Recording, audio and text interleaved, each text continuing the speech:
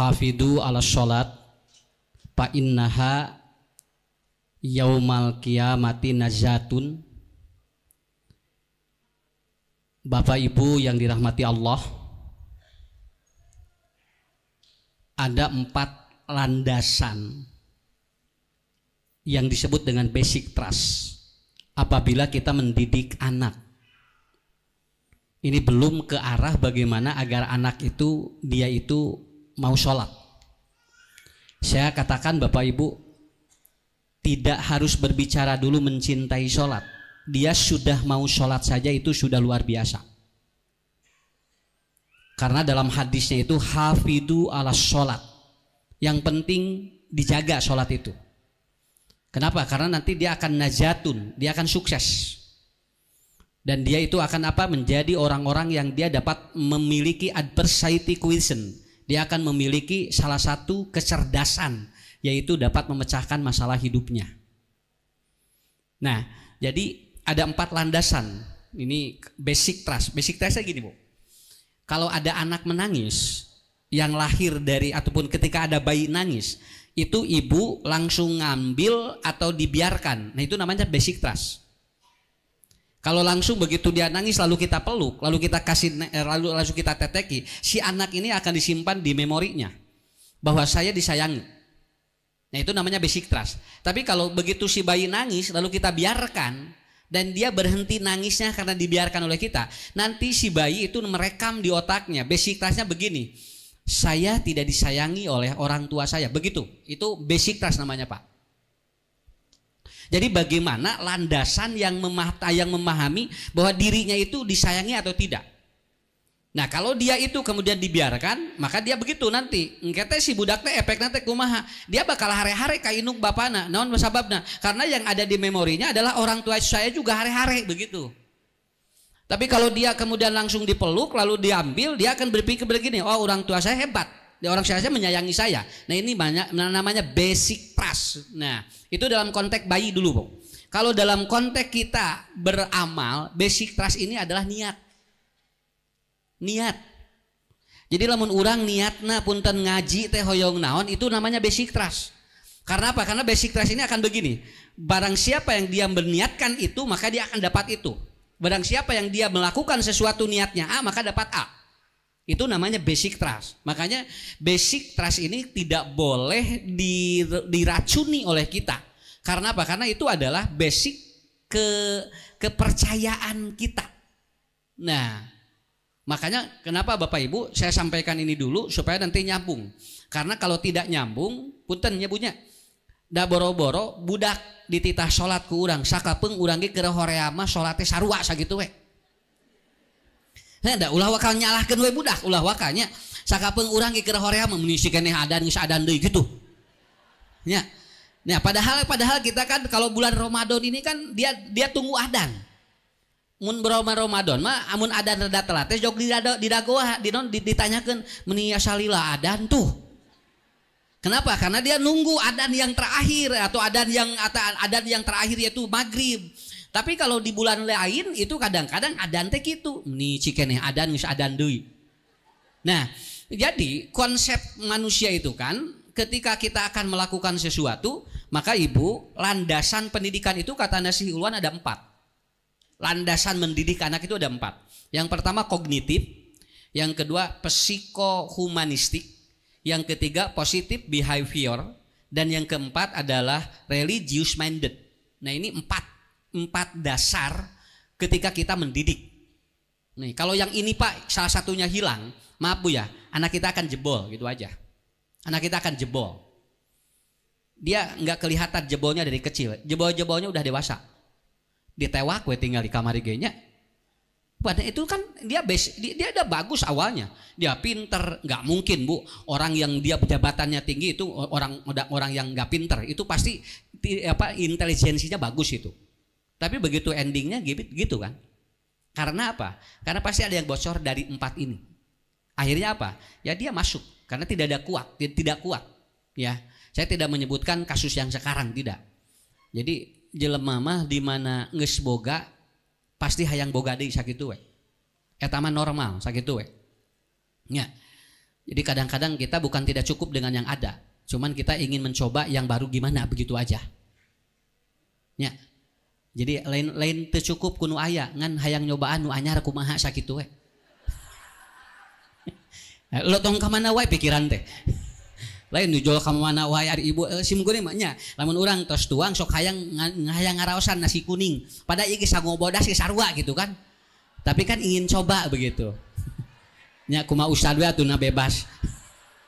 Ya kan begitu maksud saya ya. Mata ulah waka mikir ka mana. Nah, jadi kuncinya adalah begitu. Apa yang mempengaruhinya? 4, Pak. Ibu ini 4. Yang pertama kognitif. Nah, kognitif itu kaitan dengan otak. Kenapa? Jadi otak itu kan harus berputar. Tidak boleh diem. Makanya nanti kalau anaknya sudah tidak belajar itu bermasalah. Gitu aja maksudnya. Makanya saya sarankan anak bukan sekolah tapi harus belajar. Buat apa sekolah tapi tidak belajar? Kenapa? Karena kognitif itu kan harus muter. Bukan harus dia diem di kelas, bukan. Kenaon Pak sarakola ge ari teu dialajar. Nya, ararinit bu ka sakola, tapi ngadon ngariung di alun-alun. Kan eta mah bukan, itu kan tidak akan mempengaruhi kognitif dia. Dia tidak akan paham bagaimana proses belajar itu. Kenapa? Karena cara satu kata kunci orang itu ataupun si anak itu akan bagus apabila dia tidak berhenti belajar, itu aja. Jadi jangan berhenti belajar aja. Kalau sudah berhenti belajar itu bermasalah. Masalah sekolah dan tidak itu nomor 2. Da ibu ge di sekolah mah geus areureun ayeuna teh. Kan urang mah teu eureun diajar Pak nya.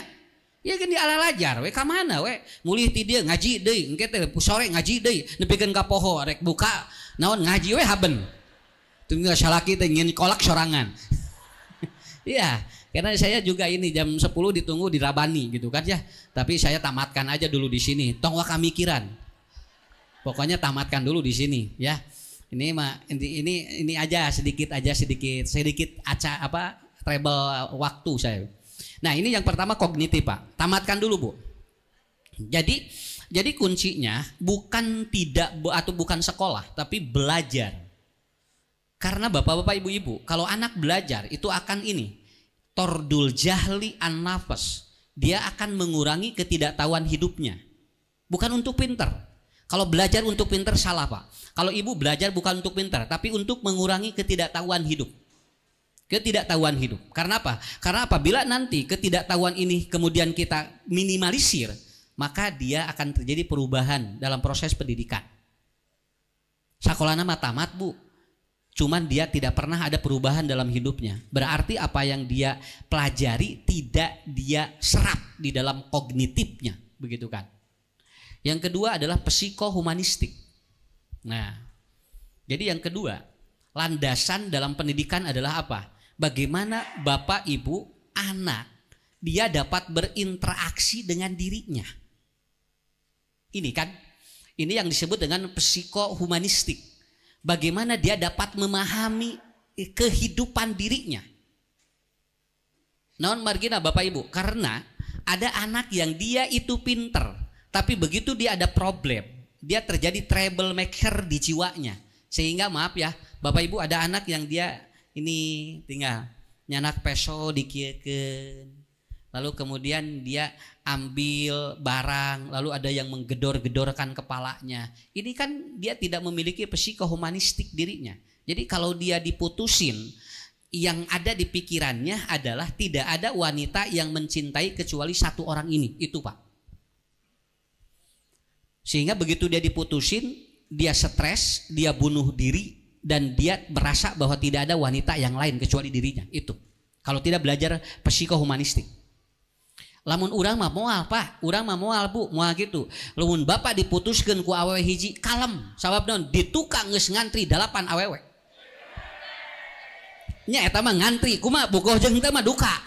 Duka bogoheun duka henteu, pokona mah ngantri heula we lah pokona mah. Ya, karena apa? Karena kan kita belajar psikohumanistika gini Bu. Kenapa? Kalau bukan milik kita, dikejar pun itu tidak akan singgah. Tapi kalau sudah milik kita, maka tidak dikejar pun Anda cukup diam, itu akan hadir dalam kehidupan kita. Itu belajar psikohumanistik namanya. Bu, sepunten Pak, sim kuring ngudag-ngudag hayang menang rezeki, cek Allah can waktuna mah teu beunang sakitu we. Tapi calik we di bumi kieu geus waktuna mah dengan sumping. Kenapa? Karena kita belajar itu, Bapak Ibu. Kita belajar itu. Bagaimana anak tidak bisa memahami sabab budak ayeuna mah lamun aya kahayang teh pok torolong jeung teu apal indung bapana teu boga duit sakitu we tah Pak. Geus teu apal budak pokona mah. Mama hoyong iPhone cenah boro-boro iPhone cenah tingali. Mama ge tingali jadul cenah. Budak ayeuna mah henteu Bu, maksa dia sampai dia tuh jual apa tuh katanya supaya aku dapat iPhone, jual apa? Si pobat tinggali. Dan akhirnya istrinya ngobrol sama suaminya, "Pak ieu budak kumaha sing tingali ngadat gin teh dibere iPhone teh. Mun atuh mama da bapak teh weuh jualeun atuh." Cek indungna teh, "Jual we budak atuh." Dijual budak boga iPhone gitu kan. iPhone nah bikin ka budak. Nang budak lain budak urang ayeuna meureun gitu.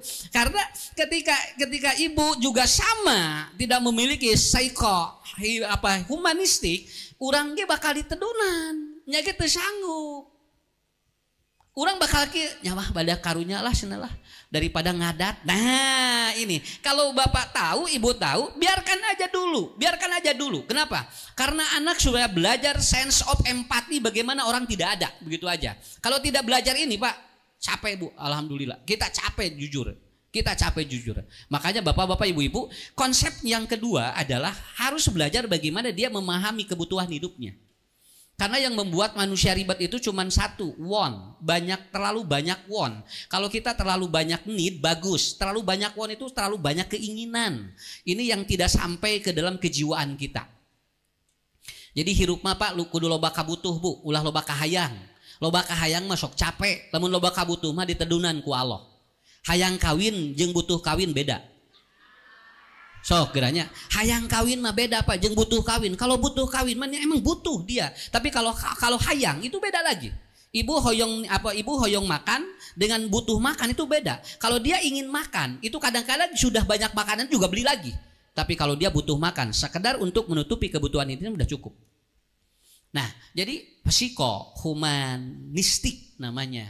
Jadi belajar memahami basic yang luar biasa di anak agar dia juga paham kondisi orang tuanya seperti apa. Ya. Saya pernah cerita Pak di sini, Bu. Saya dulu di asrama ketika di pesantren, ya. Ini saya itu kalau pulang, itu Bapak suka bilang begini, "Ucu make jeung balik cenah." Nah, apa cenah? Atuh da apa teh teu boga duit. Lamun Ucu balik kudu mere jajan, itu Bapak saya, Bu. Kenapa? Karena Bapak saya kalau saya pulang dari asrama pikirnya harus kasih jajan. Saya bilang, "Pak, Ucu mah uih teh hoyong penak we jeung apa atau selami lain hoyong di jajanan. Cenah hampura we cenah Bapak apa teh bisa mere jajan." Itu Bapak saya, Bu. Sampai saya itu kalau lama di rumah dijurungkeun. Tong lilating di imah sing gede dahar gitu. Da santri mah gerowog tuangna teh Pak atunya. Santri mah gitu kan. Tapi sampai saat ini itu masih di sini Bu. Kenapa saya sampai berpikir kenapa sampai begitu ya? Sampai bukan lain teh nyaah apa mah lain teh nyaah. Ngan keur ngadidik ka Ucu cenah. Ngarah naon? Ngarah bisa hirup kumaha kuat sakitu. Ya. Bayang enggak Pak? Anak-anak sekarang di asrama enggak dikasih uang. Budak ngadat Bu ayeuna mah. Meureun sagala dibaledogeun nya. Dan akhirnya saya setiap hari di asrama harus cuci piring. Cuci piring di rumah ini untuk makan siang, cuci piring di rumah ini untuk makan malam. Itu setiap hari dan saya lakukan bertahun-tahun. Tapi karasa ayeuna. Tah karasa. Jadi bagaimana mental saya diterpa seperti itu. Jadi lamun ustad hoyong daging hayam, saur pun Bapak can aya nu muyung tong dipeuncit. Kudu ngadaguan muyung hayam teh atuh. Ulang teh ngadaguan hayam muyung. Di hayam muyung teh nya. Dikersakeun aya hayam muyung. Ceuk pun Bapak teh tu aya muyung nang ulah waka dipeuncit cenah. Urang bodreksinan heula we. Dipodreksinan heula Pak. Akhirnya hayamnya saya berdoa pada Allah mudah-mudahan hayam teh tong cager cing teh. Hayang ngasaan daging hayam cing teh nya. Akhirnya Bu hayamnya tidak sembuh lalu disembelih Bu. Dan itu luar biasa enak banget Pak itu ayam. Hayam muyung Bu raos. Tuh. Nya alhamdulillah. Tah ieu teh usad Ucu teh tina bahan hayam muyung ieu teh. Tapi alhamdulillah jadi ustad komo lain tina hayam muyung sigana nya. Sigana lamun hayamna kawas ayeuna 10 meter hiji fried chicken wah Budak ayeuna kudu jara dijelema, Bu. Cacakan tinu muyung we tah tingali. Alhamdulillah. Tapi itu belajar apa? Psikohumanistik. Nah, dia belajar itu bagaimana memahami bahwa ternyata hidup kita itu akan selalu berada dalam lingkungan-lingkungan seperti itu. Jadi saya membaca itu, Bu, ada apa ya? Ada faktor-faktor yang kita juga sebetulnya tidak tahu ini seperti apa kehidupan kita ke depan. Saya tidak tahu gitu. Saya ditanya tadi kemarin saya ngisi di Garut, Pak Ustadz, kumaha cenah obat nyeri hate? Ibu-ibu nanya itu, Bu, naroskeunana kudu kanu kantos nyeri hate. Lamun can pernah nyeri hate mah hanya sebagai ilustrasi. Tapi lamun tos ngarasa nyeri hate mah itu bisa jadi obat begitu aja. Terus Ustadz pernah sakit hati mineng. Kumaha mineng nak? Keur sakola mineng diputuskeun. Jadi ngarasakeun nyeri hate teh da baheula mah atuh simkuring teh nyapeot nyaleutik. Bu tingali unggal bogoh geura ditolak wae. Ya, alhamdulillah kusabab mineng jadi nyeri hate teh geus biasa. Ya. Ayeuna mah alhamdulillah. Oh, ayeuna mah Pak. Ayeuna mah parebut. Ya, parebut jamaah maksudnya nyungkeun pangaosan gitu kan. Tapi kan kalau kita tidak tahu, Bu, kalau kita tidak tahu, nyeri hate teh gitu, kantos nyeri hate geranya jadi dikersakeun gitu ku Allah teh diajar heula eta, lamun teh diajar masih gana, Bu. Moal tiasa, Pak. Dan kita belajar humanistik itu. Oh iya gini. Saya belajar juga dari kecil gitu kan. Bapak Ibu, ini yang ketiga, yang kedua. Yang ketiga adalah positive behavior.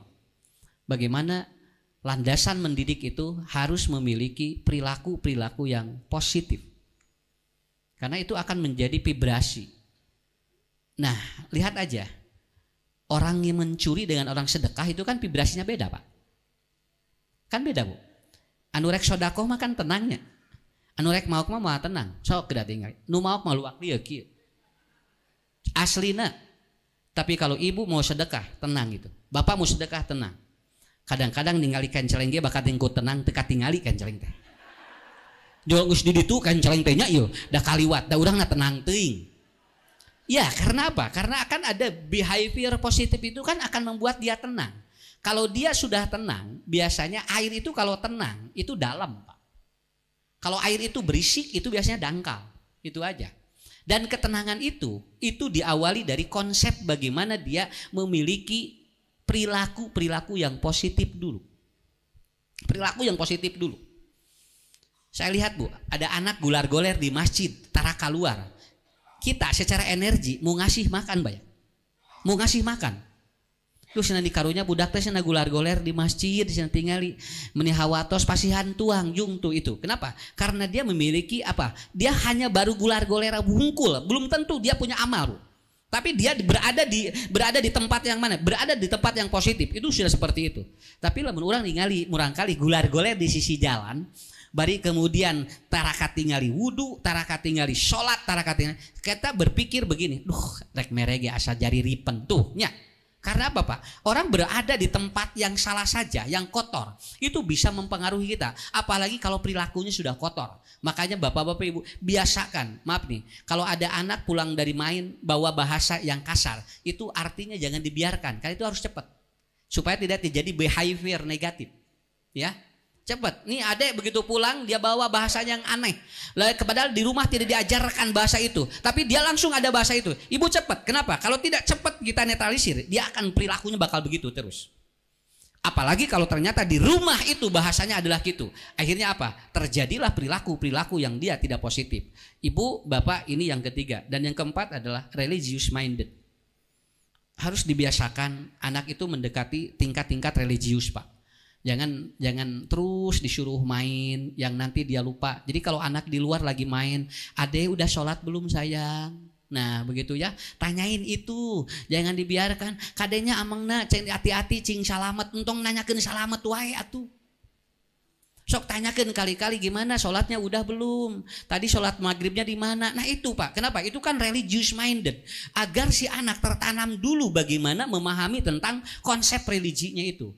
Ada udah berdoa belum? Begitu. Bu maaf ya, saya udah punya anak, punya cucu. Lamun orang lain cerewet kalau kita tidak membiasakan seperti itu.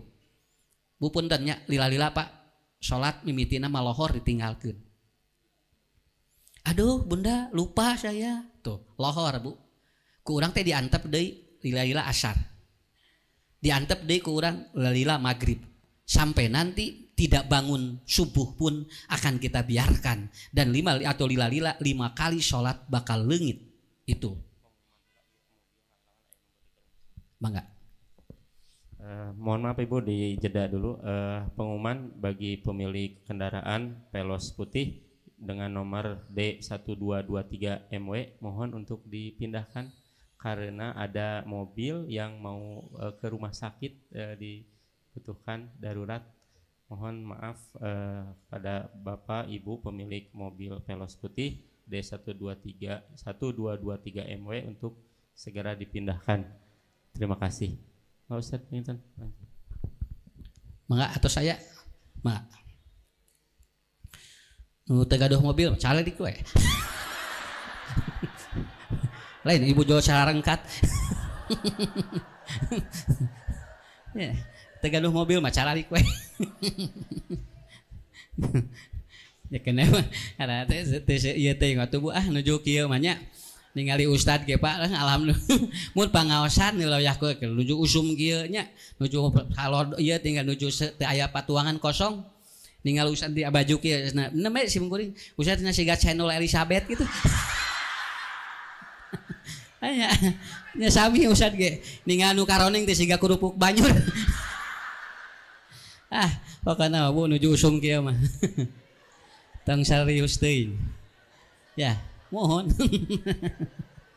Ya dah ibu-ibu namanya gara ustad siga channel eta acuk. Nah cing teh baju ieu mah nya siga channel. Da berarti tinggalian geus pabeulit teh.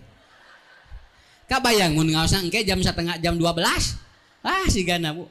Ya alhamdulillah, tapi kan kalau kita semangat mah enggak ada masalah, ya. Jadi itu nomor 4 itu ya, dasarnya dulu. Basic trustnya itu dulu. Yang pertama adalah kognitif.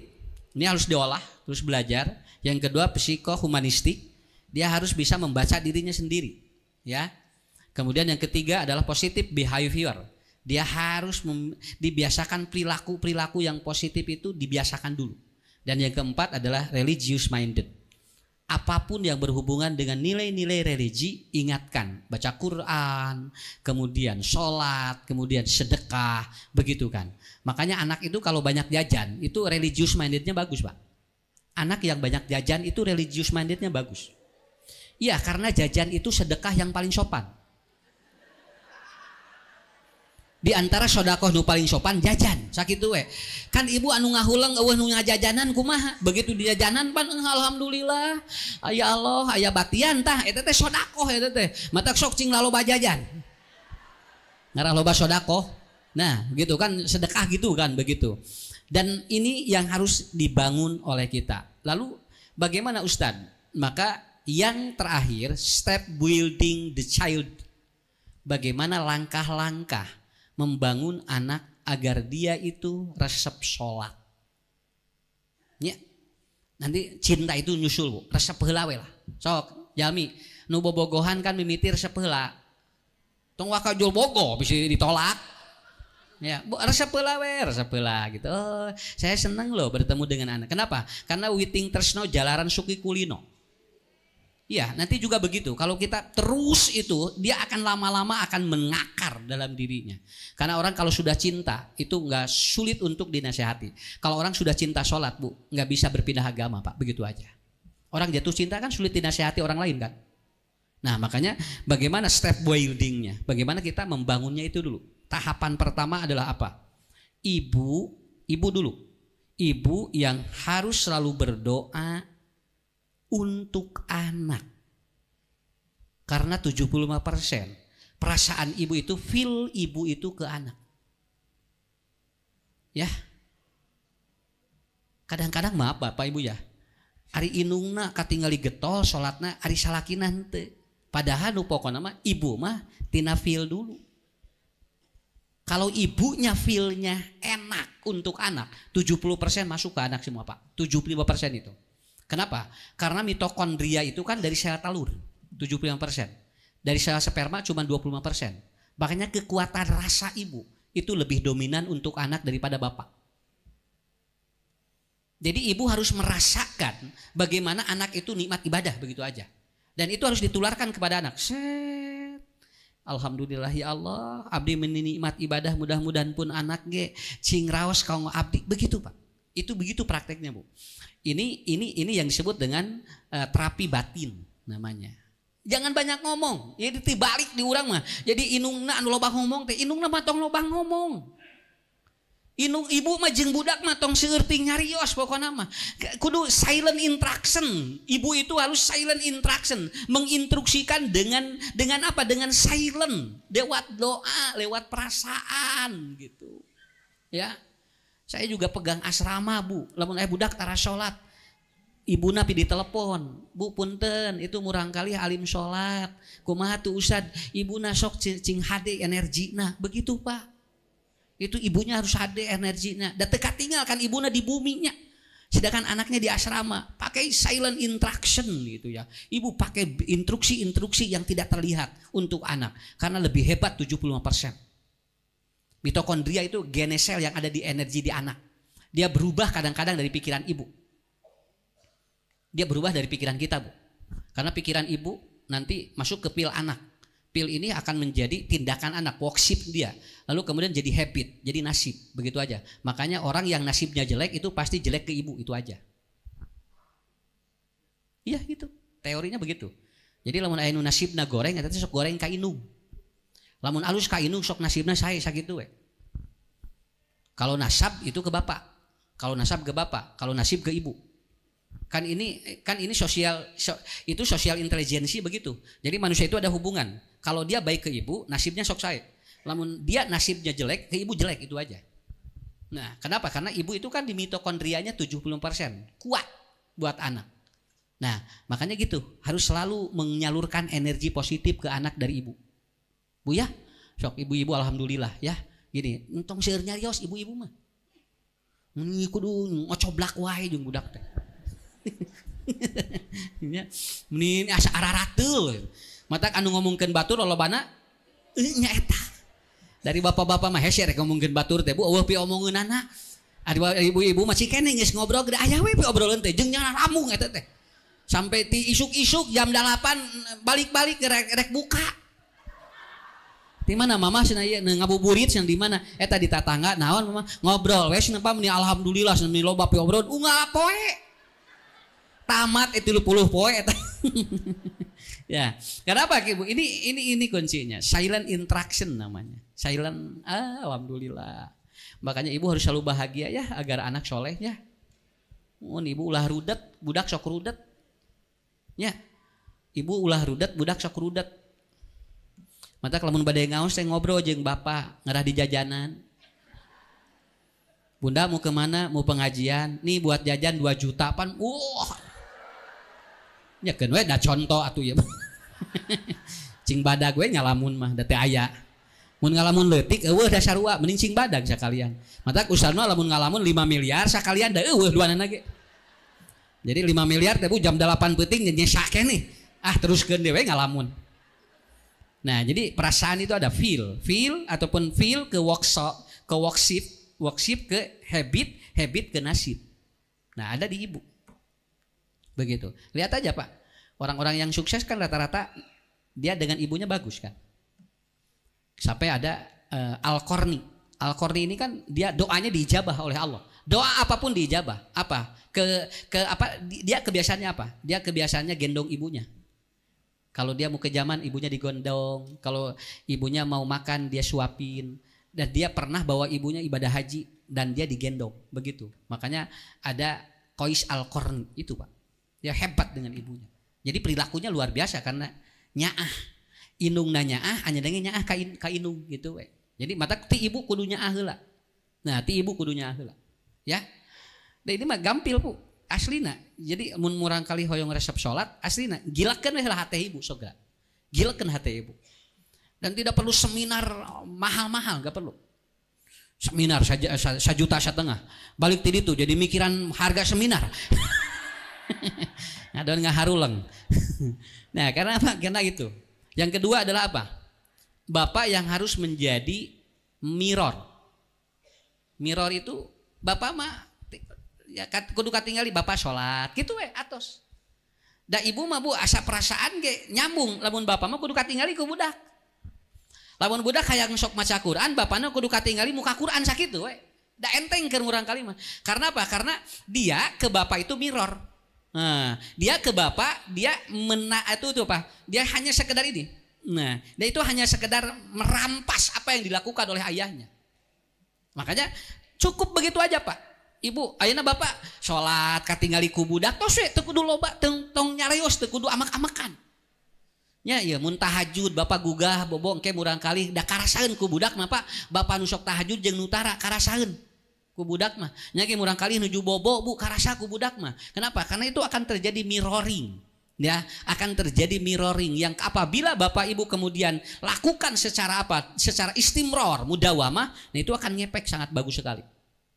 Bapak tinggal tepat. Dek geura salat. Kene urang we salat, kene ningali sakitu we. Ya, uswah teh uswah. Nya, uswah teh eta mirror. Bahasa ieu nama mirroring. Nah, ibu lakukan, bapak lakukan itu.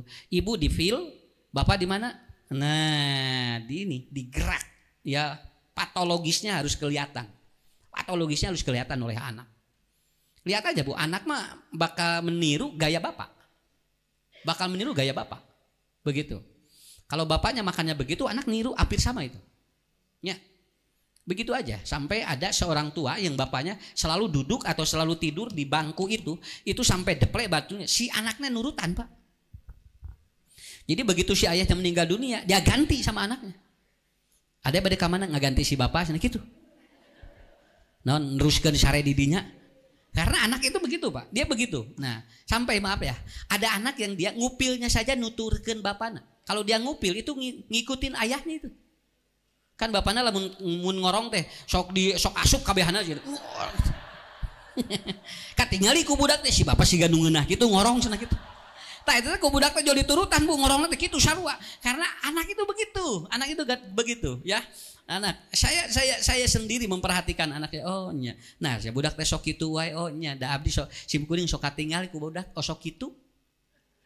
Nya gini kan kudu apik nya leres Bu osok itu saya melihat itu anak melihat begitu ini dari perilaku yang sepele apalagi yang perilakunya yang kuat itu luar biasa. Kemudian yang ketiga adalah hereditas.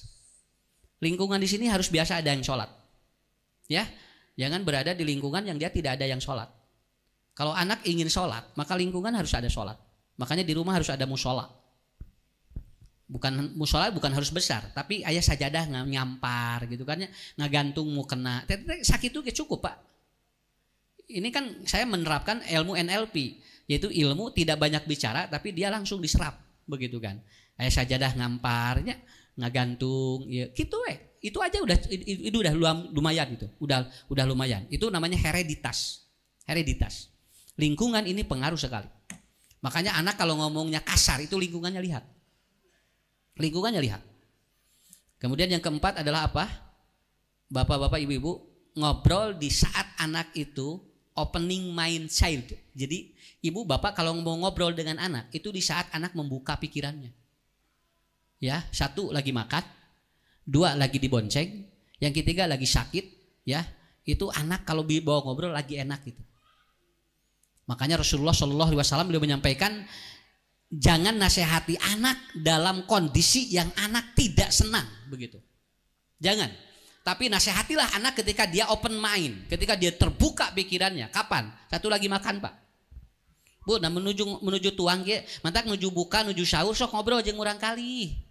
Ngobrol, bari diusap ge, bager, soleh, pinternya, netepanananya cing rajin gitu.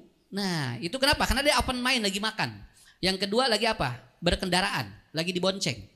Ini yang dilakukan oleh Luqman bin Hakim. Luqman ini kalau nasihatin anaknya lagi dibonceng.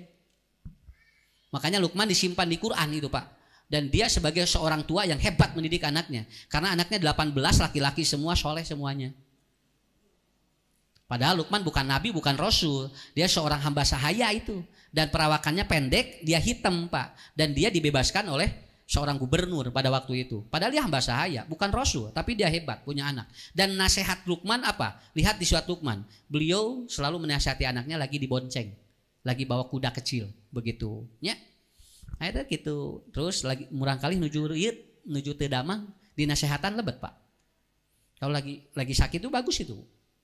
Jadi lamun keur rieu teh tong disentakan wae atuh. Si muntak ulin teh cenah jaramah. Ulin teh jaramah sih. Jadi we tinggal panas. Budak teh ngawulang we kieu. Ya. Kadang-kadang kita juga lagi ngebonceng anak ke sekolah disentakan budak teh atuh. Terus duka burangan wae ini teh cenah nya mama teh can nyeplok enog cenah. Wah eta budak geda Bu. Pak beulit mata begitu cek we di sakola teh di hareup teh budak teh kieu we hulang-hulang.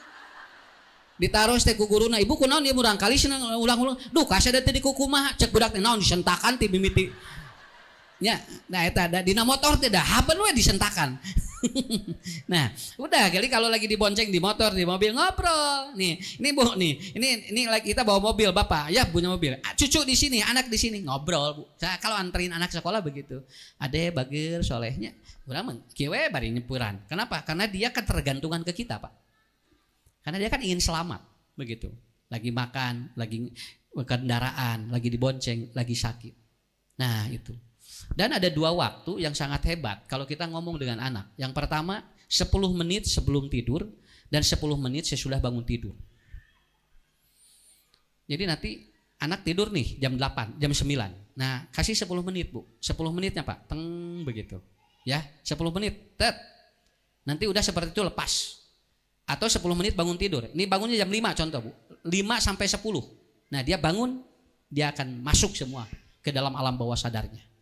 Nah, dan Rasulullah mengatakan, Allahumma barik fi bukuriha. Anda doakan anak ketika dia bangun tidur pada waktu pagi hari, karena dia sedang membuka alam bawah sadarnya. Kemudian yang terakhir, ini kunci yang terakhir, jangan masukkan barang yang syubhat dan haram ke perut anak. Si budak sok hese nurut, si murang kali sok, dia suka susah itu, dia dikasih yang subhat, yang haram itu, jangankan dia itu nurut ke kita Bu, ke Allah pun bakal tidak nurut begitu aja. Itu step boardingnya.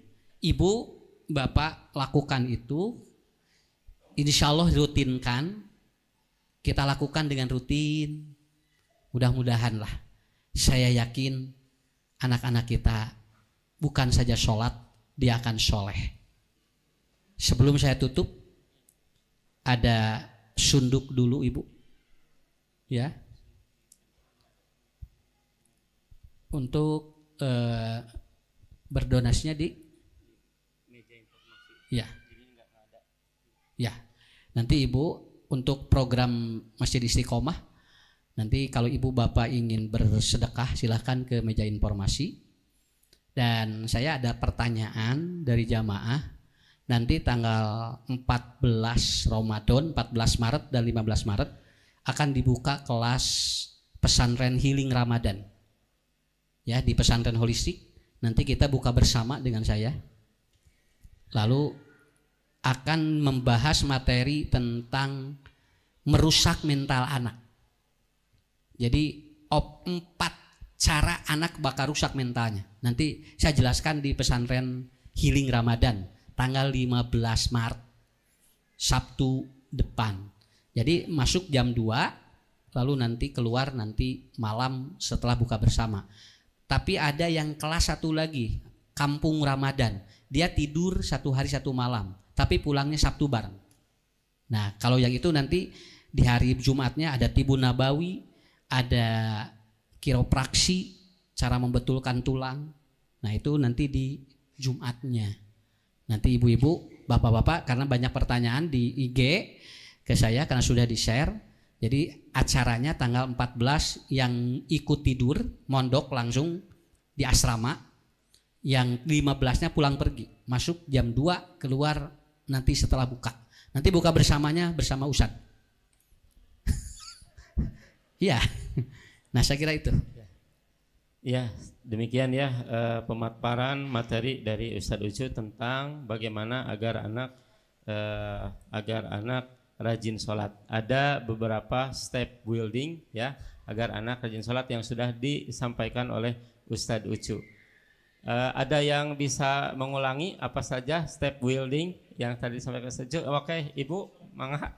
Tadi ngacung Ibu, boleh silahkan. 1. Yang ngacung siapa? Ini kasih ini sambal awur. Tuh, ayah. Ini ya ini dari pesantren holistik ya. Ini sambal awur. Mangga.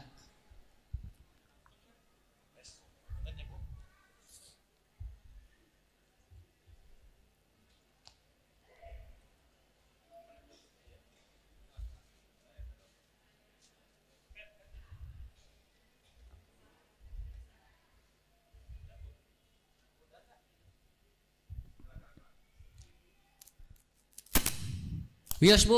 Bu, disada tuh Bu. Wios oke. Sok di ngagorowok ya Bu.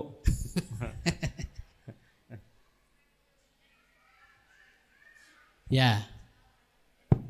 Ya. Cek.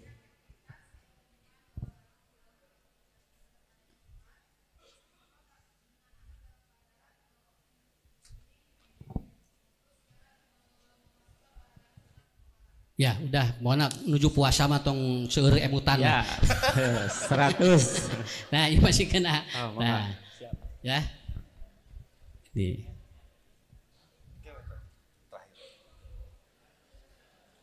Ya. Silakan Ibu yang mau bertanya boleh, silakan. Bapak dua aja dua Bapak sekarang sama ya. Ibu. Dua pertanyaan aja. Dua pertanyaan Ibu dulu lalu cakat. Bapak pun tanya sedap terus iya.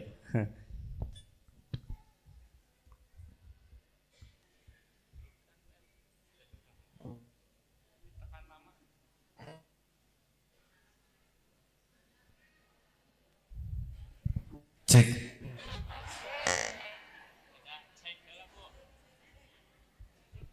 Kedah passwordnya cek gitu Bu.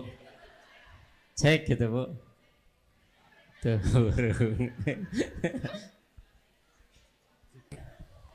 Oh iya. Wios Bu sok we. Sok Bu langsung Bu.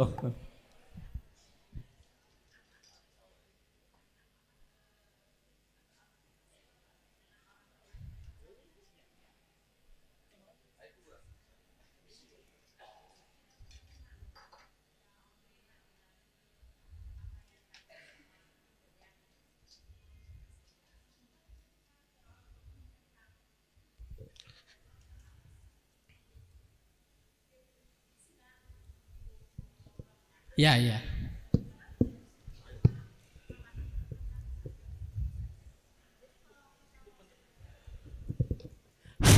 Kalau orang tua mau ngobrol itu perasaan, jadi takutnya dibentak sama anak.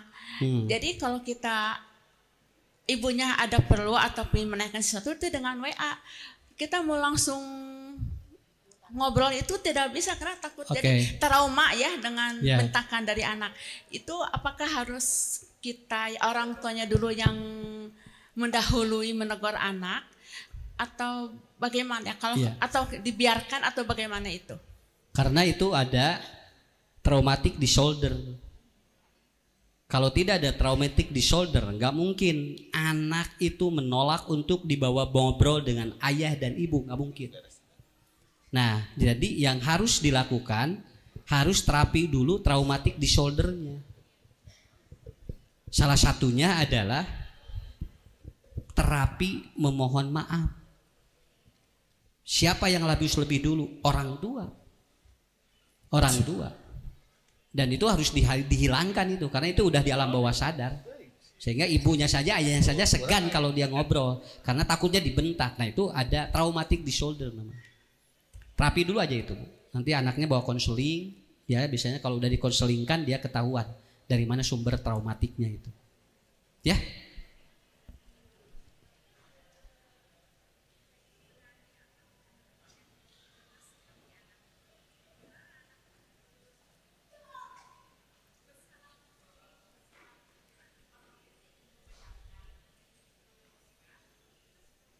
Karena itu traumatiknya mungkin lagi kecil. Jadi seolah-olah orang tuanya ngomong keras itu kasar. Jadi padahal tidak membentak, cuman tegeg bahasa Sunda mah. Ya kan kalau orang yang trauma itu kan jadi naik Bu frekuensinya. Kita ngomongnya begini, diterima anak jadi gini gitu. Oh belum tentu. Iya belum tentu. Harus dicek dulu traumatik di shouldernya. Ya. Belum tentu. Karena belum tentu anak itu egois belum tentu. Ada kemungkinan traumatik.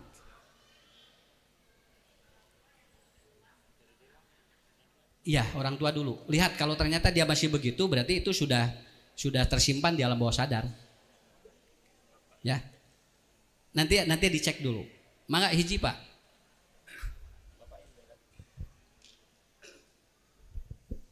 Atur nuhun, Ustaz. Mau tanya ini basic trust itu, Ustaz. Kira-kira di usia berapa untuk basic trust itu? Apakah memang dari bayi sampai dia umur 25 tahun atau ke atas begitu? Nah, keduanya kan suka begini orang tua tuh. Kalau anak bayi nangis, itu kadang-kadang kan ada yang langsung diambil dan ada yang dibiarin supaya si paru-parunya berkembang begitu. Apakah itu termasuk basic trust juga? Begitu Ustaz. Ya. Terima kasih. Asal anak jangan dibiarkan sampai usia 21 tahun. Karena rumus di Quran 03 ayat 07 7 14 14 21. Kalau anak Bu dia baung bahasa Sundanya, dia baung nakal sudah 21 tahun, 21 itu agak lumayan Pak. Karena basic trustnya itu 21 ke bawah. Apalagi di 0 sampai 7. Itu lagi hebat-hebatnya. 0 sampai 7 dia harus betul aja, bagus aja. Karena udah 21 mah udah gitu 20 hiji kali itu mah. Kadang-kadang tidak masuk dari siapapun ya, kecuali dia punya pugir otoritas yang kuat. Kedua tentang paru-paru anak, ya kalau anak itu dibiarkan lama itu kan beda lagi Pak. Jadi harus dibiarkannya cuma 10 detik kalau dalam teori ilmu holistik. 10 detik menangis biarkan aja supaya paru-parunya berkembang. Tapi kalau lebih dari 3 menit dia beda nanti, emosinya bakal naik. Nah saya kira itu Ibu, Bapak, saya bukan tidak membuka pertanyaan lagi. Insya Allah nanti hari Ahad ketiga pun saya ngisi kembali di sini ya.